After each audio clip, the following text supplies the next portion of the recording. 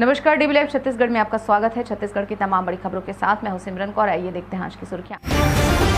प्रदेश सरकार के 3 माह पूरे होने पर मंत्रियों ने बताई उपलब्धियां। विजय शर्मा ने कहा, कैबिनेट की पहली बैठक में 18 लाख पीएम आवास स्वीकृत। वित्त मंत्री ओपी चौधरी ने सरकार की योजनाओं पर रखी बात। कहा, बस्तर व सरगुजा में इको टूरिज्म की अपार संभावनाएं।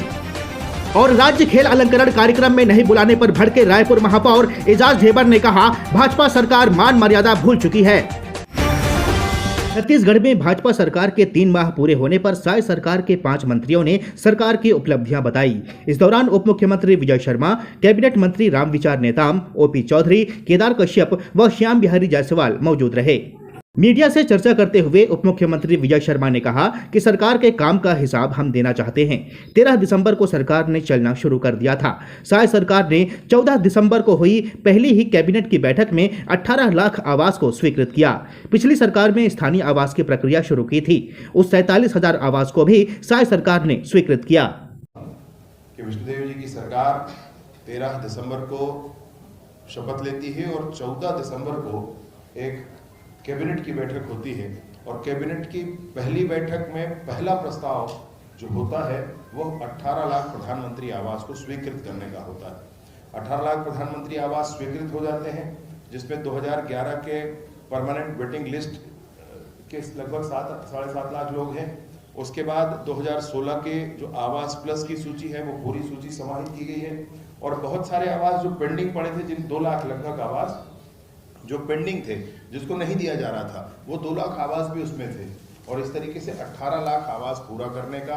इसके साथ ही साथ मैं आपको एक बात और कहना चाहता हूँ, विगत सरकार ने एक कोशिश ये भी की थी कि स्थानीय स्तर पर एक सर्वे करके स्थानीय आवास की एक प्रक्रिया प्रारंभ की थी। उसमें 47,000 लगभग आवास। उप मुख्यमंत्री विजय शर्मा ने कहा कि साय सरकार ने कृषि उन्नति योजना शुरू की है। 3100 रुपए प्रति क्विंटल की दर से धान खरीदी का वादा किया था। समर्थन मूल्य के अतिरिक्त राशि 13,300 करोड़ रुपए को एक मुश्त राशि किसानों को दे दिया गया। पिछली सरकार 4 किश्तों में यह राशि किसानों को दे रही थी। एकड़ का 21 कुंटल धान खरीदा जाएगा, प्रत्येक एकड़ से 21 कुंटल धान खरीदा जाएगा और प्रति क्विंटल धान 31 रुपए की दर पर खरीदा जाएगा। 2250 रुपए लगभग इस बार समर्थन मूल्य था, वो एक मुश्त दिया गया। बचे हुए 917 रुपए को विगत सरकार में 4 किश्तों में दिया जाता था। पहला किस्त ही 2-2.5 महीने बाद आता था, फिर चौथा किस्त तो अगली बार धान बिक जाने के बाद आता था। वर्तमान सरकार की ये घोषणा थी, विष्णुदेव सरकार की ये घोषणा थी कि ये पूरी राशि एक मुश्त दी जाएगी।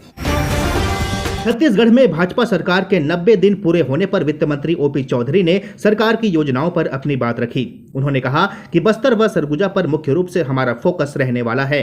मीडिया से चर्चा करते हुए वित्त मंत्री ओपी चौधरी ने कहा कि बस्तर व सरगुजा में इको टूरिज्म की अपार संभावनाएं हैं। वहां पर प्रकृति का एक अलग वरदान है।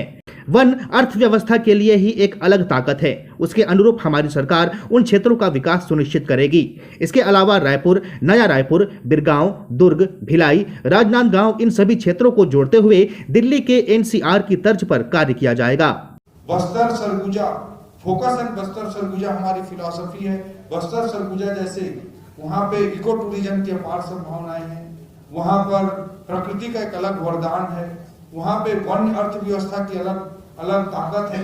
उसके अनुरूप उन क्षेत्रों का विकास हमारी सरकार सुनिश्चित करेगी। इसके अलावा मैं आपको बताना चाहूंगा, नया रायपुर, बिरगांव, दुर्ग, भिलाई, राजनांदगांव, इन सभी क्षेत्रों को जोड़ते हुए जो अर्बेनाइजेशन की, शहरीकरण की जो हमारी प्रक्रिया है, उसे एक नई ऊंचाई पर ले जाने के लिए जैसे दिल्ली और आसपास के क्षेत्रों में एनसीआर बनाकर, नेशनल कैपिटल रीजन बनाकर के काम किया गया है।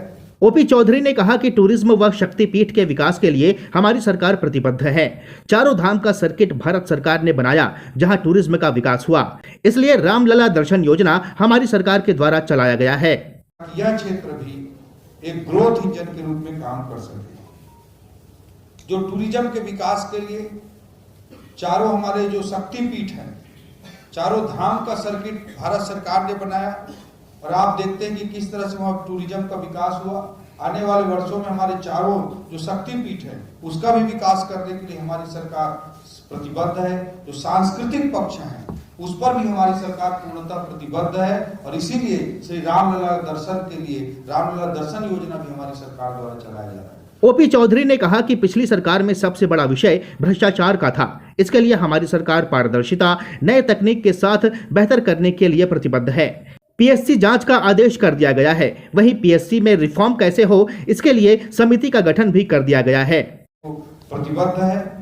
जो सबसे बड़ा विषय भ्रष्टाचार का था पिछली सरकार में, उसे हमारी सरकार पारदर्शिता के साथ टेक्नोलॉजी का प्रयोग करके हर जगह उसे बेहतर करने के लिए पूर्णतः प्रतिबद्ध है। आप सब लोगों को पता है, जैसा कि आदरणीय विजय शर्मा जी ने कहा कि पीएससी में सीबीआई जांच का आदेश कर दिया गया है और वहीं पीएससी में रिफॉर्म्स कैसे हों उसके लिए प्रदीप जोशी जी की अध्यक्षता में आयोग का भी गठन कर दिया गया है ताकि पीएससी के रिफॉर्म्स अच्छे तरीके से किए जा सकें। राजधानी रायपुर के पंडित दीनदयाल उपाध्याय ऑडिटोरियम में आयोजित राज्य खेल अलंकरण कार्यक्रम में निमंत्रण नहीं दिए जाने पर रायपुर महापौर एजाज ढेबर ने नाराजगी व्यक्त की है। मीडिया से चर्चा करते हुए रायपुर नगर निगम के महापौर एजाज ढेबर ने कहा कि जब से प्रदेश में भारतीय जनता पार्टी की सरकार बनी है उसके बाद से भाजपा सभी मान मर्यादा भूल चुकी है। जब प्रदेश में भाजपा की सरकार नहीं थी तब हमने हर अवसर पर भाजपा नेताओं को निमंत्रण दिया था, परंतु आज इतना बड़ा कार्यक्रम रखा गया और शहर के पहले व्यक्ति को ही भाजपा बुलाना भूल गई। इसके पहले भी कई कार्यक्रम हुए हैं जिसमें महापौर के नाम को हटा दिया गया। क्या ये सबका साथ सबका विकास वाली बात करना चाहते हैं? जो उनका नारा है सबका साथ सबका विकास, तो मुझे लगता है कि कहीं ना कहीं ये जो प्रोटोकॉल होता है उसको ये भूल गए हैं और जो अधिकारी और जो लोग हैं, अभी मैं उन सबको आपके माध्यम से ये सचेत करना चाहता हूँ कि सरकारें आती है और जाती हैं। हमारी भी सरकार थी, हमने कभी प्रोटोकॉल नहीं खोया, कभी हमेशा हमारे प्रोटोकॉल में हमेशा नगर निगम में जितने भी उस समय विधायक, सांसद, नेता प्रतिपक्ष जितने भी थे, हमने सबको उसमें स्थान दिया। मगर अभी की सरकार, अभी के जो अधिकारी कर्मचारी ये सब भूल गए हैं। सरकार आते रहती है और जाते रहती है, सरकार का वो नहीं है। 5 साल के बाद फिर हो सकता है हमारी सरकार आएगी, मगर अगर ये लोग इस तरीके की नई पद्धति चालू कर रहे हैं तो ये चालू कर लें और फिर आगे फिर हम लोग भी देखेंगे, क्योंकि हमने तो हमेशा प्रोटोकॉल का ध्यान दिया। एक जो प्रोटोकॉल होता है, चाहे वो विधायक का हो, चाहे वो सांसद का हो, चाहे वो पार्षद का हो, हमने हमेशा प्रोटोकॉल पे ध्यान दिया। राजधानी रायपुर के मेकाहारा हॉस्पिटल में काम कर रहे ठेका कर्मचारियों ने मोर्चा खोल दिया है। बड़ी संख्या में कर्मचारी हड़ताल पर चले गए हैं। हड़ताल पर गए कर्मचारियों का कहना है कि बिना जानकारी दिए ठेका कर्मचारियों की छटनी करते हुए कुछ कर्मचारियों को दैनिक वेतन की श्रेणी में डाला गया है, जबकि वे खुद 8 से 10 साल से यहां अपनी सेवाएं दे रहे हैं। हड़ताली कर्मचारियों ने प्रबंधक के खिलाफ नारेबाजी करते हुए कहा कि पैसे खाकर अधिकारियों ने कुछ कर्मचारियों को दैनिक वेतन में डाला जो सिर्फ 3 से 4 महीने ही काम कर रही हैं, जबकि हमें लगभग 10 साल से ज्यादा हो गए हैं। इसके बावजूद हमें दैनिक वेतन की श्रेणी में नहीं रखा गया है। ठेका प्रथा में है, जब डेली वेजेस चालू किया है, 40 जनों को लिए हैं, तो हम लोग चाहते हैं कि जब ठेका प्रथा बंद ही किए हैं तो सभी कर्मचारी को डेली वेजेस में लिया जाए और ठेका प्रथा खत्म किया जाए यहाँ का। और हम लोग इसीलिए सब के सब इकट्ठा हुए हैं और कल परसों आए हैं, जो 2-4 महीना भी हुआ है, उन लोगों को डेली वेजेस में रखा गया है। और 10 साल 13 साल से यहाँ कर्मचारी लोग यहाँ सब कोई ड्यूटी किए हैं, सब वहाँ इतने दिन से इतने दिन से सब कार्य कर रहे हैं, यहाँ पर सेवा कर रहे हैं। इनको पीछे कर दिए हैं और 2-4 महीना आए हैं, उनको भी डेली वेजेस में रखा गया है। तो ऐसा क्यों किए हैं यहाँ के सर लोग? इस बुलेटिन में फिलहाल इतना ही। बने रहिए DV लाइव छत्तीसगढ़ के साथ। नमस्कार।